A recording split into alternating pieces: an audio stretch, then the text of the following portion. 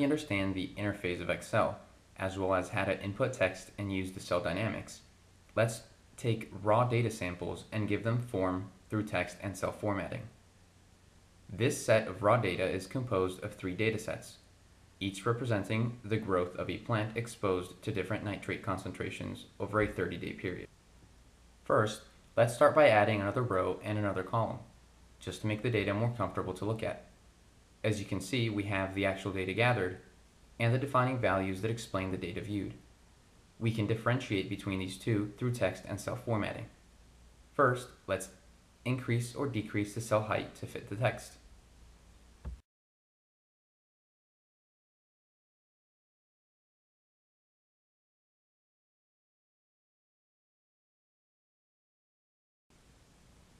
Now, let's format the text of the cells. Select the cells that contain the text to be formatted. Go to the Home tab. Under the Font section, you may select to increase the size of the text by selecting the up arrow or selecting the value from the drop-down menu. You can also choose to make the text bold, italic, or underlined. Now we can format the actual cells of the table. First, let's merge some cells.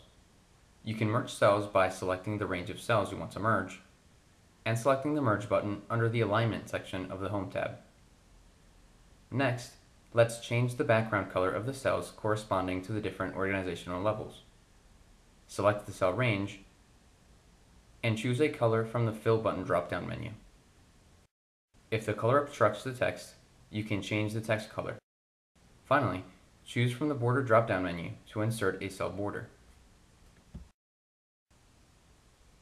Now that our data is easily read, let's prepare the data for analysis through the use of functions. To enter a function, click on a cell. Then enter the equal sign or click on the Functions button on the formula bar. To calculate the average of the 3 trials of the first day's measurements, enter average, open parentheses, select the cell range, close parentheses, and press enter. Instead of rewriting this for every day, you can choose to copy the cell info or drag the function down to the last day. The values automatically change to the new cell range.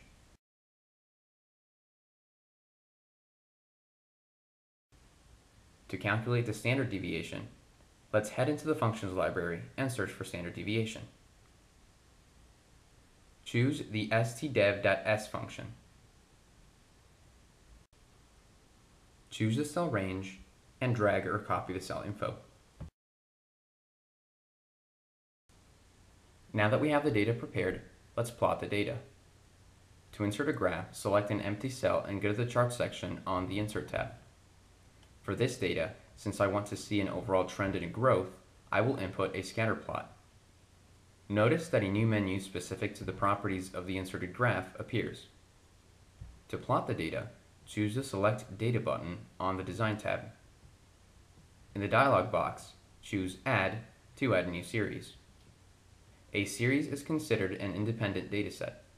In this experiment, I have 3, the different concentrations I used. In the New Series dialog box, enter a series name or select a cell that contains the name. Next, click on the X-axis text box and choose the cell range of values. In this case, the days the plants were measured. Then choose the Y-axis values, in this case, the average growth. Choose OK and repeat for the other series.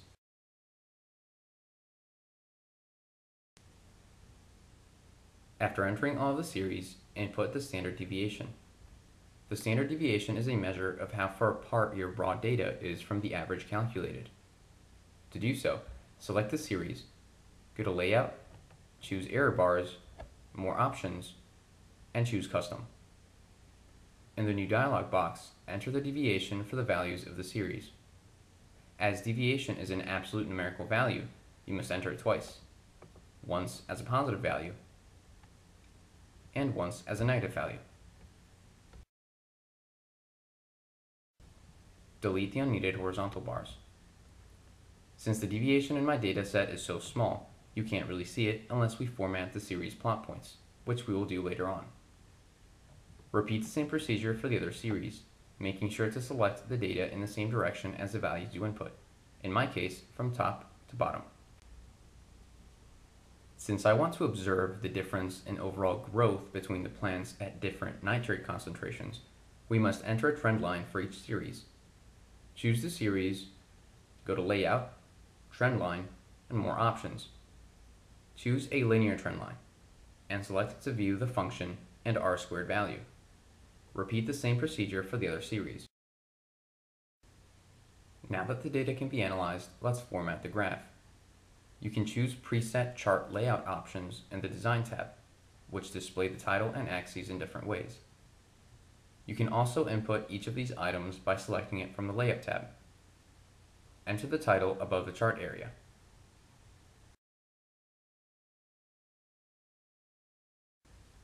Enter the y-axis and the x-axis. Label accordingly, showing all units in parentheses. We can also choose to select from a variety of preset themes from the Chart Styles section in the Design tab. You may also format any individual part of the graph. To do so, right-click on the part you want to edit and select Format. On the panel that appears, you may choose from a variety of options, including changing the intervals of the x or y-axis, have display the axis text, and how many tick marks to show. You can also change the format of the series by clicking the desired series with the Format dialog box open. To make the standard deviation bars visible, I'll make the points much smaller.